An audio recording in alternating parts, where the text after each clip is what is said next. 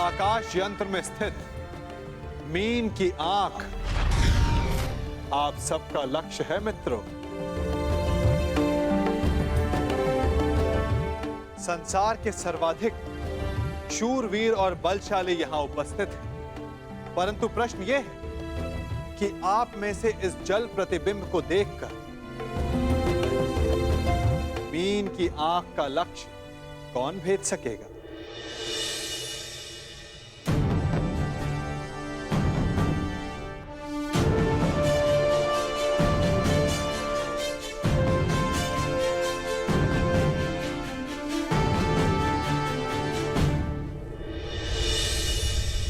मुझे किसी भी मूल्य पर लक्ष्य भेदना है मित्र। मुझे विजय प्राप्त करनी है।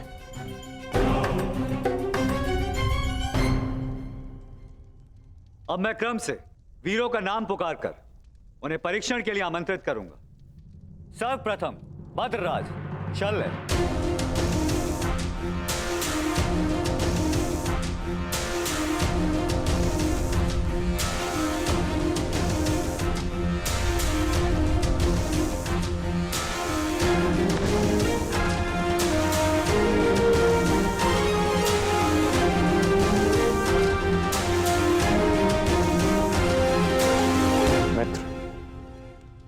आज कोई क्रोधित भी नहीं है, इसलिए मद्रराज के पास कोई अवसर नहीं किसी की शक्ति छीनने का।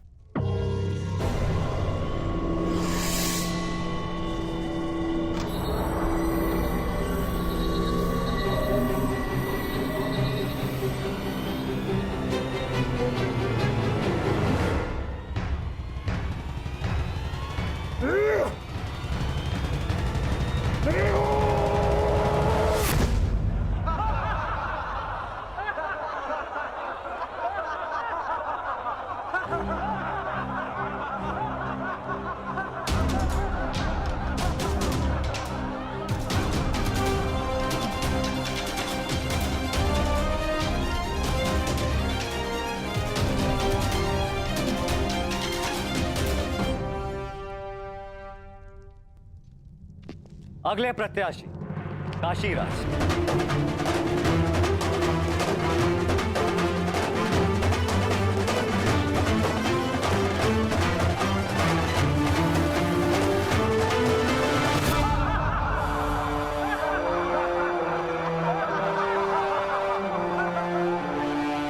क्या यह असंभव लक्ष्य नहीं है सखा?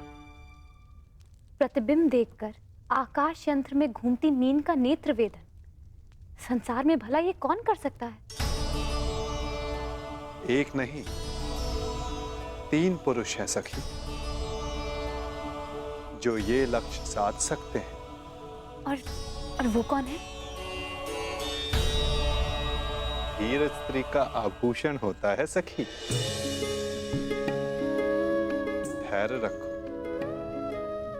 प्रश्न उठा है तो उत्तर भी प्रस्तुत होगा। 3 पुरुष ये लक्ष्य साध सकते हैं सखी। इस सभा में 2 उपस्थित हैं और तीसरा प्रवेश करने वाला है।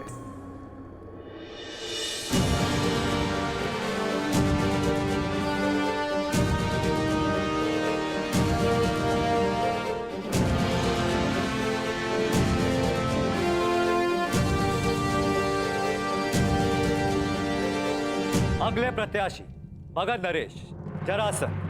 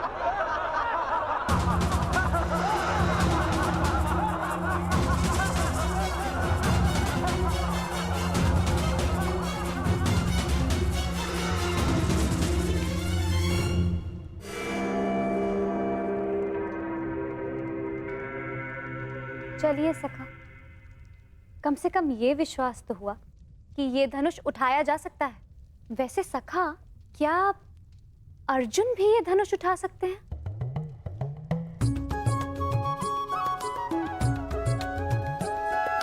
सखा, यदि अर्जुन इस सभा में उपस्थित हुए तब भी मैं उन्हें पहचानूंगी कैसे? कैसे मुझे ये ज्ञात होगा कि वो यहाँ उपस्थित हैं? अर्जुन, परंतु सबका तो ये मानना है कि वो जीवित नहीं है। मैं ऐसा नहीं मानती सखा, क्योंकि मैं अभी तक जीवित हूं। तुम कहां जीवित हो सखी? तुम तब तक जीवित नहीं जब तक अर्जुन ना मिल जाए, यही ना? और यही तो मेरा प्रश्न है केशव, कि मैं उन्हें कैसे पहचानूं, जो मेरे जीवन का एक कारण है। जब वो क्षण आएगा, तुम्हें स्वयं अनुभूत हो जाएगा सखी। तुम्हें अपने भीतर श्वास का प्रवास अनुभव होगा।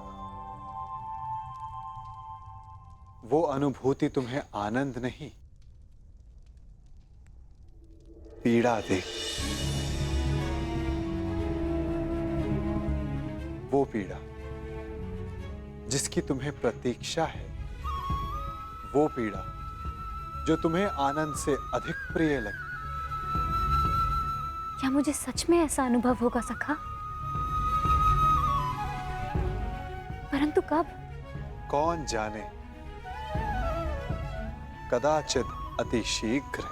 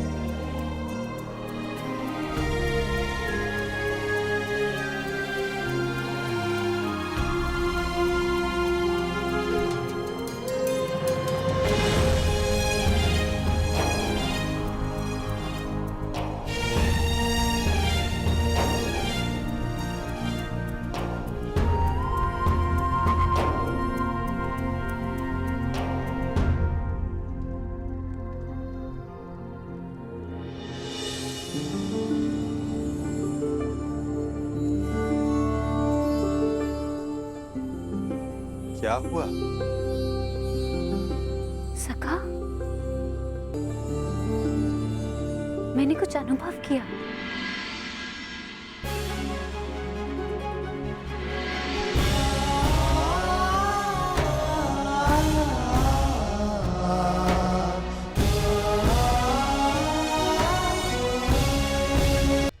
यश भ्राता, वो कौन है जो मेरी ओर देख रहे हैं?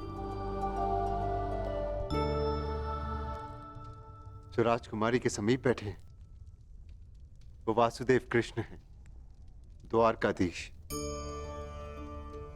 हमारे ममेरे भाई भी हैं, परंतु वो तुम्हें नहीं देख रहे। वो स्वयंवर में आए सारे प्रतिभागियों को देख रहे हैं। वो कमल नयन वाले हैं, इसीलिए सबको लगता है कि वो उन्हें ही देख रहे हैं, परंतु नहीं।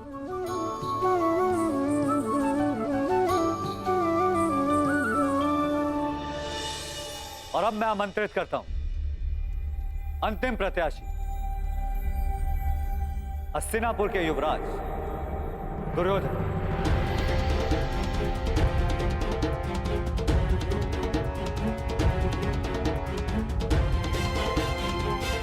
अंतिम?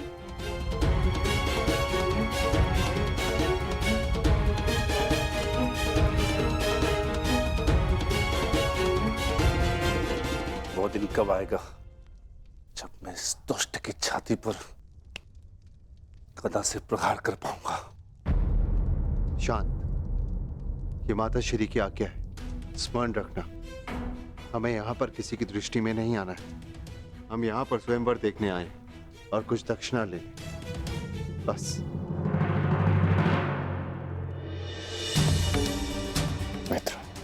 मित्र, मैं जानता हूं कि तुम ये धनुष उठा सकते हो, परंतु स्मरण रहे कि तुम अपने पांव के मध्य तनिक दूरी बनाए रखना, ताकि तुम धनुष का बोझ संभाल सको। धनुष का एक भाग भूमि पर रखना, ताकि प्रत्यंचा चढ़ाते समय धनुष तुम्हारे हाथ से छूटे ना।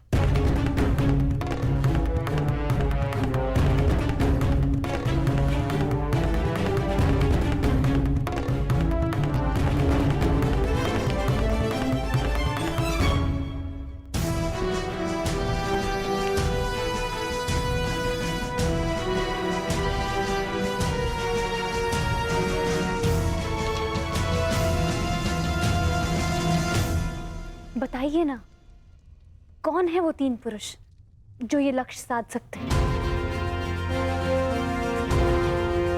पहला मैं स्वयं, दूसरा पांडु पुत्र अर्जुन और तीसरा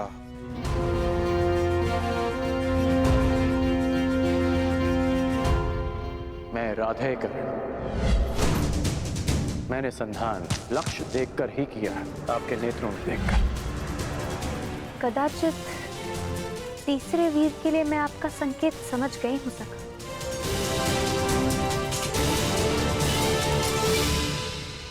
परंतु वो इस स्वयंवर में भाग नहीं ले रहा है। आशा यही है सखी, परंतु नियति क्या कहे कौन जाने।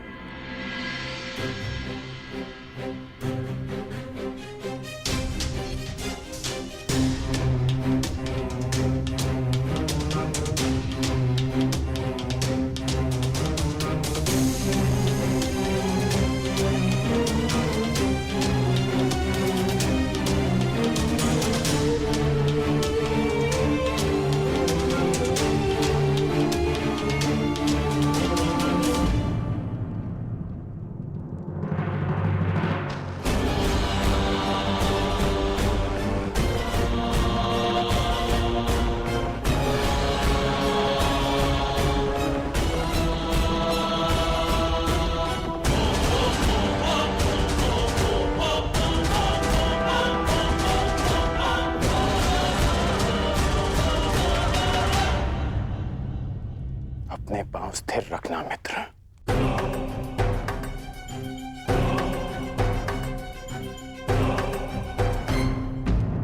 अब धनुष का एक भाग भूमि पर रखो।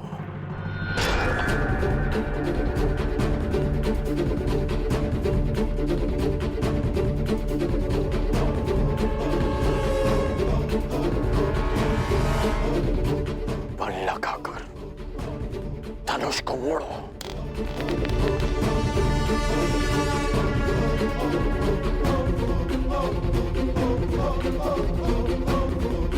धैर्य रखना मित्र, तभी प्रत्यंचा चढ़ा पाओगे। ये दुष्ट कहीं लक्ष्य साधना ले। नहीं भ्राताश्री, उसकी पकड़ दुर्बल है और प्रत्यंचा तेलिए है, दुर्योधन के हाथ से फिसल जाएगी।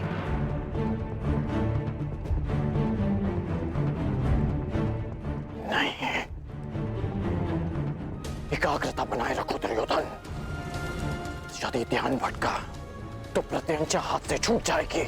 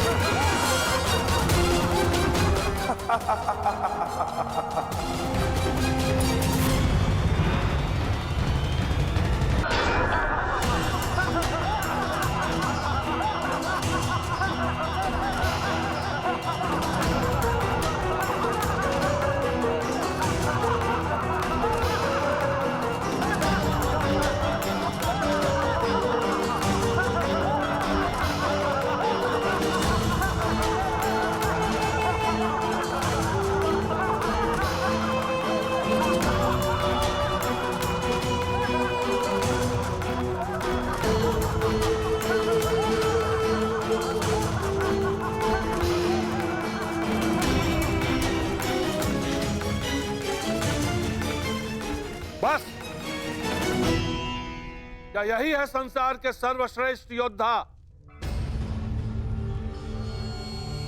क्या इसी क्षमता के बल पर मेरी पुत्री का वरण करने आए थे आप लोग?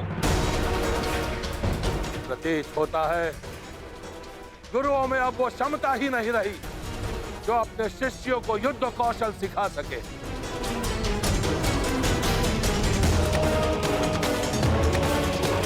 मेरी पुत्री का स्वयंवर अधूरा रह जाएगा, इस बात का दुख नहीं है मुझे, अभी तो खेद इस बात का है कि संसार के सर्वश्रेष्ठ योद्धाओं में से एक भी योद्धा ऐसा नहीं है जो इस परीक्षण में सफल हो सके। महाबली मानकर आप लोग अपने आप से छल कर रहे हो। फिर ये पंचाल राज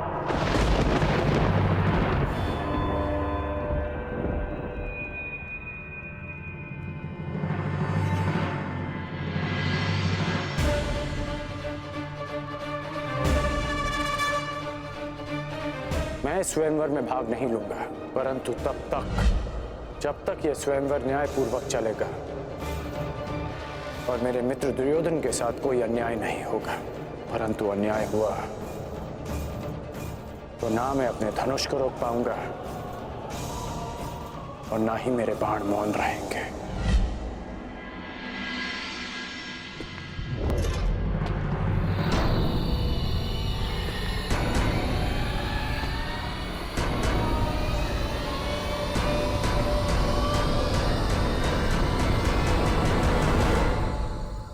छल तो आपने किया है।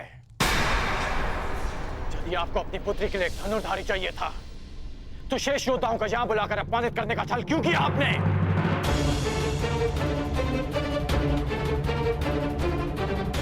यदि बल, बुद्धि, दृष्टि, एकाग्रता और लक्ष्य पर प्रहार करने की क्षमता जांचनी थी तो केवल धनुर्विद्या का परीक्षण क्यों? खड़क युद्ध क्यों नहीं? गदा कौशल क्यों नहीं? आप वसुदेव कृष्ण के परीक्षण पर संदेह कर रहे हैं। आप इन पर पक्षपात का आरोप लगा रहे हैं भद्र पुरुष। हाँ,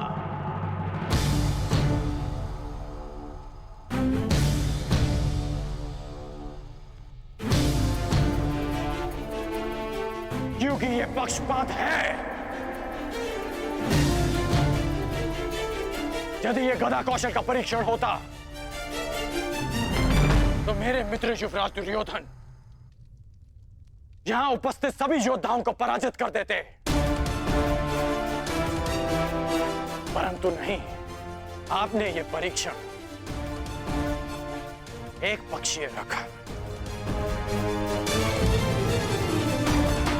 और उस पर आप महान गुरुओं की शिक्षा दीक्षा का अपमान कर रहे हैं।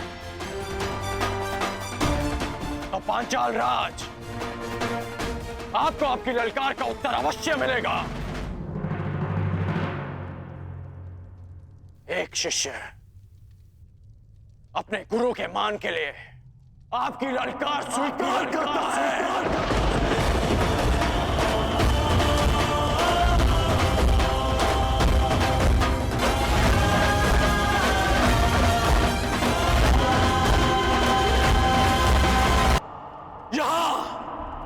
इसी सभा में प्रत्यंचा भी चढ़ेगी, शर संधान भी होगा और लक्ष्य भेद भी होगा।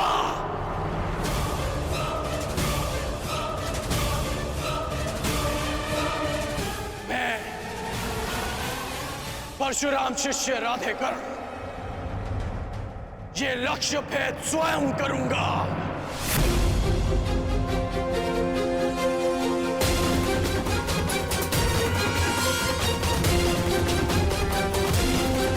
सखी, यदि तुम्हें ज्ञात हो कि अर्जुन जीवित है तो क्या करोगे? वो सब जो मेरे जीवन का उद्देश्य पूरा कर सके, जो कि अर्जुन से विवाह के पश्चात ही संभव है। तो फिर देखो सखी, वो तीसरा वीर जो इस परीक्षण में सफल हो सकता है